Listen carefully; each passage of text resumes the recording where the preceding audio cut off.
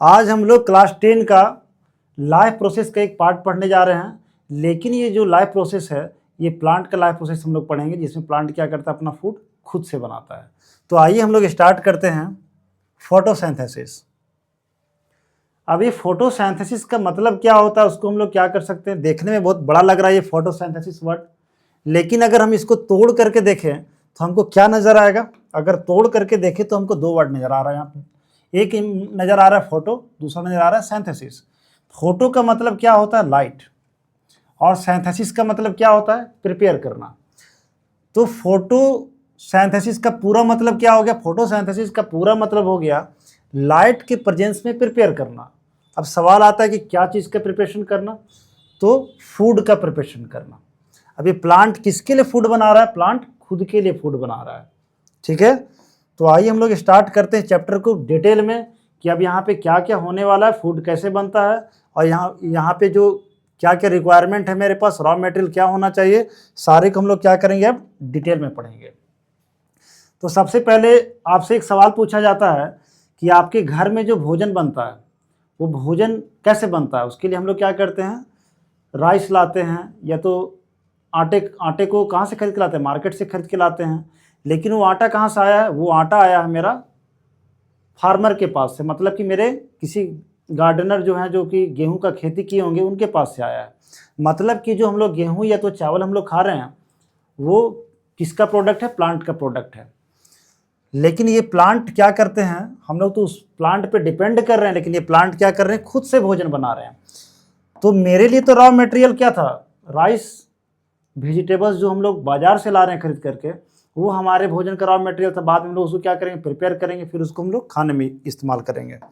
लेकिन प्लांट में थोड़ा सा इंटरेस्टिंग है मेरे पास कि प्लांट में क्या होता है। तो आइए हम लोग समझते हैं कि प्लांट में ये कैसे कैसे होता है। तो सबसे पहले ये प्लांट नज़र आ रहा है मेरे पास, प्लांट के लीफ में जो ग्रीन पार्ट जो नज़र आ रहा है प्लांट में, वो क्या है मेरे पास, वहाँ पे जनरली पिगमेंट पाया जाता है। क्या पाया जाता है, पिगमेंट पाया जाता है। अब ये पिगमेंट क्या करेगा, ये पिगमेंट का काम है लाइट को ट्रैप कर लेना। क्योंकि लाइट को ट्रैप करना क्यों जरूरी है, अगर मान लीजिए कि मेरे घर में अगर रसोई में खाना बन रहा है और अचानक से गैस चूल्हा क्या हो जाए, ख़त्म हो जाए, तो प्रिपेयर हो पाएगा क्या भोजन, नहीं हो पाएगा। तो यहाँ पे भी क्या है मेरे पास, अगर सनलाइट अगर प्रेजेंट नहीं हो पाए तो यहाँ भी फूड क्या है, प्रिपेयर नहीं हो पाएगा। क्योंकि सनलाइट यहाँ पे एनर्जी का सोर्स है, और हमारे घर के लिए क्या है, एनर्जी का सोर्स, जिससे मेरा फूड प्रिपेयर होगा। तो मेरा क्या रसोई चूल्हा है, रसोई चूल्हा क्या करेगा, हीट देगा। तो यहाँ पे हम लोग अगर रिलेट करके पढ़ें तो इस टॉपिक को हम लोग क्या कर सकते हैं, अच्छी तरीके से समझ सकते हैं। तो सबसे पहले हम लोग समझते हैं कि यहाँ का रॉ मटेरियल क्या है। तो यहाँ का जो रॉ मटेरियल है फोटोसिंथेसिस के प्रोसेस को चलाने का, तो यहाँ पे रॉ मटेरियल मेरे पास आ जाए कार्बन डाइऑक्साइड, और क्या है मेरे पास, वाटर, और साथ में है सनलाइट। तो रॉ मटेरियल तभी यहाँ पे प्रिपेयर फूड को कर पाएगा जब यहाँ पे सनलाइट यहाँ पे प्रेजेंट हो पाएगा। तो ये लीफ को हम लोग देखते हैं, लीफ में क्या होता है मेरे पास, स्टोमाटा प्रेजेंट होता है, और स्टोमाटा का बंद होना और खुलना, ये प्रोसेस क्या है मेरे पास, बहुत ही इंपॉर्टेंट प्लांट के लिए हो जाएगा। तो स्टोमाटा का जो पोर है ये कब खुलेगा, स्टोमाटा का पोर तभी खुलेगा जब ये गार्ड सेल में क्या होता है, पूरी तरीके से पानी भर जाएगा। पानी के भरने से क्या होगा, पोर खुल जाएगा। जैसे ही पोर खुलेगा तो सनलाइट यहाँ पे मिल रहा है प्लांट को। अब ये सनलाइट क्या करेगा, सनलाइट के कारण से यहाँ पे होगा ट्रांसपीरेशन। तो ट्रांसपीरेशन क्या होगा, यहाँ पे वाटर यहाँ पे स्टोमाटल पोर से निकलना स्टार्ट करेगा। अब जैसे ही ट्रांसपीरेशन होगा, वाटर बाहर निकलेगा, तो यहाँ पे वाटर का कमी हो जाएगा। तो ठीक है, जैसे ही ये पोर खुलेगा तो यहाँ से क्या होगा मेरे पास, वाटर एटमॉस्फेयर में निकलेगा, जिसको हम लोग क्या कहते हैं, लॉस ऑफ वाटर को क्या कहा जाएगा, ट्रांसपीरेशन यहाँ पे हो रहा है। अब ये ट्रांसपीरेशन होने से क्या होगा मेरे पास, वाटर का रिक्वायरमेंट बढ़ जाएगा प्लांट के पास। अब ये प्लांट क्या करेगा, ट्रांसपीरेशन पूल डेवलप करेगा। ट्रांसपीरेशन पूल के डेवलप होने से क्या होगा, जो सॉइल के कैपिलरीज में जो वाटर मौजूद थे, वाटर भी मौजूद थे और मिनरल्स भी मौजूद थे, लेकिन मिनरल्स जो है वाटर में डिजॉल्व फॉर्म में प्रेजेंट है। अब ये वाटर क्या होगा, वाटर जो है प्लांट के रूट हेयर्स के द्वारा एब्जॉर्ब किया जाएगा। बाद में जाइलम इसको क्या करेगा, कंडक्शन कराएगा, और ये लीफ तक पहुंच जाएगा। क्या पहुंचेगा, वाटर पहुंच जाएगा। अब वाटर पहुंच चुका है, सनलाइट इसको मिल रहा है। अब यहाँ पे ट्रांसपिरेशन का प्रोसेस भी हो रहा है, पोर से हमेशा क्या निकल रहा है, वाटर का लॉस होता रह रहा है यहाँ पे। लेकिन यहाँ पे एक और चीज़ हमारे पास है, इस ट्रांसपिरेशन के प्रोसेस से वाटर तो निकल रहा है, लेकिन इस पोर की अगर हम लोग बात करेंगे तो इस पोर से CO2 का एंट्री भी हो रहा है। CO2 क्या हो रहा है, इस पोर के माध्यम से क्या हो रहा है, लीफ के पास आ रहा है। जैसे ही लीफ के पास आएगा तो प्लांट को क्या मिल चुका है, रॉ मटेरियल CO2 मिल चुका है, साथ में वाटर भी मिल चुका है।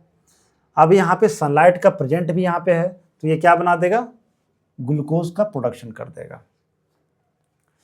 ग्लूकोज के साथ में यहाँ पे क्या निकल रहा है, मेरे पास वाटर निकल रहा है। किस फॉर्म में निकल रहा है, वेपर के फॉर्म में वाटर निकलेगा, और प्रोडक्ट बाय प्रोडक्ट के फॉर्म में यहाँ पे क्या निकल रहा है, O2 निकल रहा है। अब हम लोग ये समझ चुके हैं कि रॉ मटेरियल फोटोसिंथेसिस के लिए क्या होता है, कंडीशन क्या होना चाहिए, मतलब सनलाइट का प्रेजेंट होना भी जरूरी है। अब यहाँ पे अगर हम लोग देखें यहाँ पे, तो यहाँ का जो प्रोसेस हो रहा है, यहाँ वाटर का ऑक्सीडेशन हुआ, और यहाँ पे O2 जो यहाँ पे निकला वो कहाँ से निकला, वाटर के स्प्लिटिंग से, वाटर के टूटने से यहाँ पे O2 निकला, ठीक है। लेकिन ग्लूकोज की अगर हम लोग बात करेंगे तो ग्लूकोज कहाँ से आया, कार्बन डाइऑक्साइड से आया। तो यहाँ पे वाटर का हो रहा है ऑक्सीडेशन, और CO2 का क्या हो रहा है, रिडक्शन हो रहा है। ये फाइनली मेरे पास क्या हो गया, फोटोसिंथेसिस में मेरे पास ग्लूकोज का प्रिपरेशन हुआ, CO2 और वाटर रॉ मटेरियल प्रेजेंट होने के कारण सनलाइट के प्रेजेंस में। अब हम लोग समझते हैं कि लीफ के अंदर में क्या हो रहा होगा। लीफ के अंदर के पार्ट को अगर हम लोग देखें तो वहाँ पे क्या नजर आ रहा है, मेरे पास एक सेल ऑर्गेनल्स प्रेजेंट होगा, उसका नाम होगा क्लोरोप्लास्ट। क्लोरोप्लास्ट जो होता है वो डबल मेम्ब्रेन स्ट्रक्चर है, एक आउटर मेम्ब्रेन हो गया मेरे पास और एक इनर मेम्ब्रेन हो गया। अगर हम लोग बात करेंगे कि ये वाला पार्ट कौन है, मेरे पास सेंटर वाला जो पार्ट नजर आ रहा है बीच का, वो पार्ट क्या है मेरे पास, इसको कहा जाएगा स्ट्रोमा, ठीक है। अब ये सिक्के जैसा जो क्वाइन शेप नजर आ रहा है स्ट्रक्चर, इसको हम लोग कहते हैं ग्रेना थैलेक्वाइड।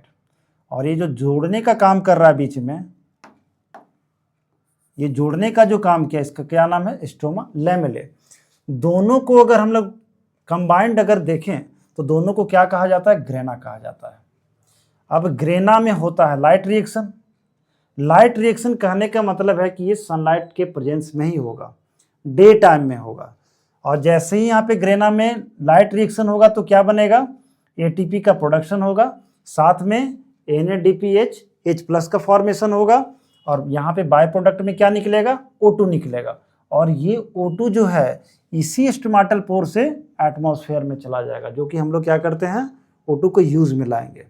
अब बात आता है मेरे पास कि स्टोमा में कौन सा रिएक्शन होगा, तो स्टोमा में होगा डार्क रिएक्शन। लेकिन इसके नाम पे नहीं जाना है कि इसका नाम डार्क रिएक्शन है तो ये अंधेरे में होता होगा।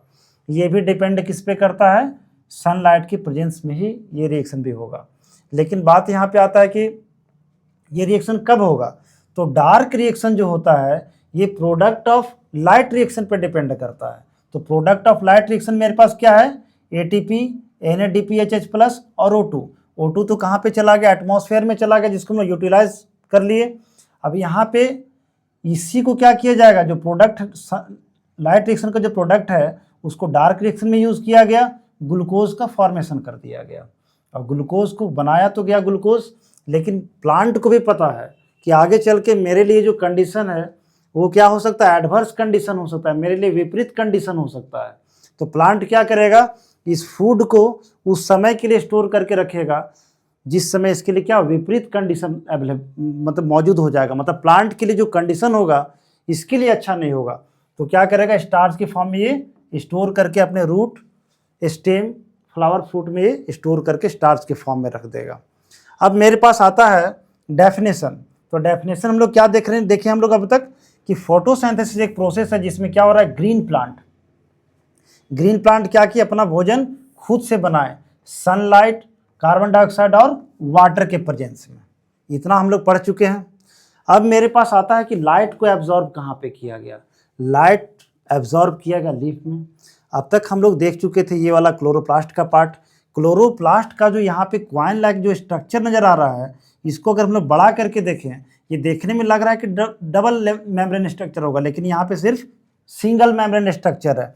और यहाँ पे क्या पाया जा रहा है, क्लोरोफिल पिगमेंट पाया जा रहा है। यही पिगमेंट क्या करेगा, लाइट को ट्रैप करेगा और फोटोसिंथेसिस के प्रोसेस में यूज़ किया जाएगा। तो हम लोग अब तक क्या क्या देखें, अब तक हम लोग देखें कि जो फोटोसिंथेसिस का जो प्रोसेस होता है वो होता है मेरे पास फिजियोकेमिकल प्रोसेस होता है। फिजियो क्यों बोला गया? लाइट का उपयोग किया जा रहा है, सनलाइट का, साथ में केमिकल भी यूज किया जा रहा है रॉ मटेरियल के रूप में हमको। एनाबॉलिक प्रोसेस क्यों कहा गया इसको? एनाबॉलिक इसीलिए कहा गया क्योंकि यहाँ पे फूड को प्रिपेयर किया जा रहा है।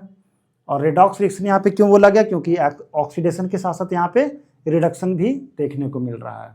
तो आइए इस चैप्टर को हम लोग यहीं पे क्या करते हैं, ख़त्म करते हैं।